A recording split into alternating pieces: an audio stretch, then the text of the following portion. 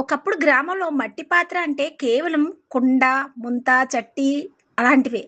కానీ ఆ పాత్రల్లో ఒక కుటుంబం ఊపిరి ఉండేది. ఒక ఇంటి పరిమళం ఉండేది.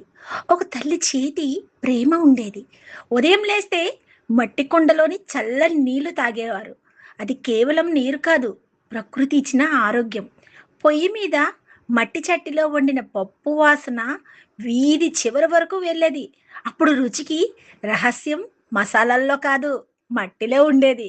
కాలం మారింది, స్టీల్ వచ్చింది, ప్లాస్టిక్ వచ్చింది, ఫ్యాషన్ మారింది. మట్టి పాత్రలు నెమ్మదిగా ఇంటి మూలలోకి వెళ్ళిపోయాయి. కుండలు చేసే కుమ్మరి చేతులు కూడా పని లేక నిశ్శబ్దమయ్యాయి. కానీ ప్రకృతి మనిషికి మళ్ళీ గుర్తు చేసింది, నువ్వు ఎంత ఆధునికంగా మారినా నీ మూలం మట్టే అని. ఇప్పుడు మళ్ళీ మట్టి పాత్రల వెలుగు మొదలైంది. చిన్న కుండల దగ్గర నుంచి పెద్ద డిజైన్ వస్తువుల వరకు.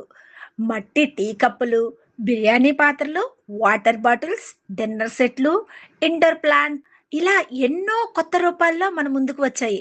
ఒకప్పుడు పేదవాడి వస్తువుగా చూసిన మట్టి పాత్ర ఇప్పుడు ప్రతి ఇంట్లో ప్రత్యేక అలంకారంగా మారింది. ఎందుకంటే మట్టికి ఒక మాయ ఉంది. అది ఆహారానికి రుచిని ఇస్తుంది, ఇంటికి ప్రశాంతతను ఇస్తుంది, మనిషికి ప్రకృతిని గుర్తు చేస్తుంది. ఇప్పుడు యువత కూడా ప్లాస్టిక్ కంటే ప్రకృతి మంచిది అని మళ్ళీ మట్టి వైపు అడుగులు వేస్తుంది. దాంతో కుమ్మరి కుటుంబాల్లో మళ్ళీ ఆశలు మొలకెత్తుతున్నాయి. చక్రం తిరిగితే కేవలం మట్టే కాదు, వారి జీవితం కూడా తిరిగి వెలుగుతుంది.